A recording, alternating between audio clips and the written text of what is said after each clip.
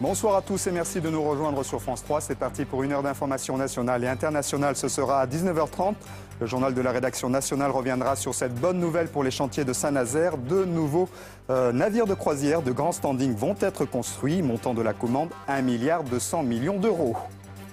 Mais avant, c'est votre journal régional. En voici les titres. L'alerte à la légionnelle à l'Institut des métiers de l'artisanat à Beauvais. On suspecte la présence de légionnelle dans le circuit d'eau chaude de ce centre de formation.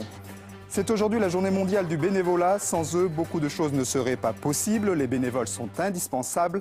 Exemple à l'aéroclub de Glizy dans la Somme, où ils sont une vingtaine de volontaires à faire fonctionner le club. La question de la réhabilitation des fusillés de la guerre de 14-18.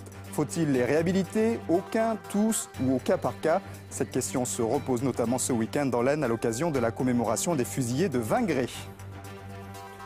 L'alerte à la légionnelle perturbe donc fortement l'Institut des métiers de l'artisanat de Beauvais qui attend désormais les analyses des canalisations. C'est là que pourrait se nicher la bactérie. Alexandra Combe et Caroline Leduc.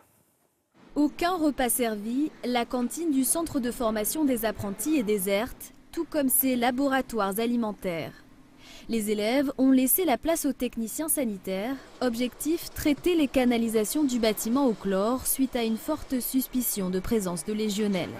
Et les premiers concernés ne semblent pas au courant. On sait qu'il y a des travaux, on ne sait pas pourquoi. On n'a pas eu d'eau chaude hier. Ah d'accord, ok, ouais, si on n'a pas eu d'eau chaude hier, mais je sais pas à quoi c'est dû, quoi. La légionelle est une bactérie qui se développe dans l'eau et qui peut être mortelle. La direction applique le principe de précaution en fermant le bâtiment. Elle reconnaît tout de même le dysfonctionnement du circuit d'eau et se veut rassurante. Nous savons que nous avons quelques soucis avec l'eau, enfin la température de l'eau.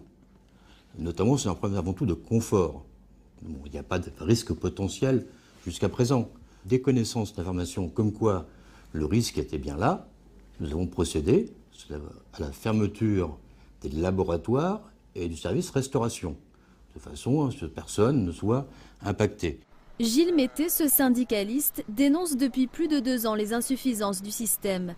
Il ne permettrait pas de chauffer l'eau à plus de 50 degrés pour éliminer les risques de prolifération bactérienne. Malgré ces nombreuses alertes, selon lui, aucune réponse concrète n'a été apportée. Il y a initialement eu des problèmes de confort de travail et ensuite, en creusant, nous sommes aperçus qu'il y avait également des risques sanitaires. Et c'est là que nous sommes montés au créneau. Mais comme il n'y a pas eu de comité hygiène et sécurité d'organiser pendant 3 ans, le jeu a été de se renvoyer mutuellement la responsabilité en attendant que la situation se dégrade, ce qui est le cas aujourd'hui. En attendant les résultats définitifs du laboratoire, cette partie de l'établissement restera fermée. La reprise des cours pratiques ne devrait pas avoir lieu avant le retour des vacances en janvier prochain.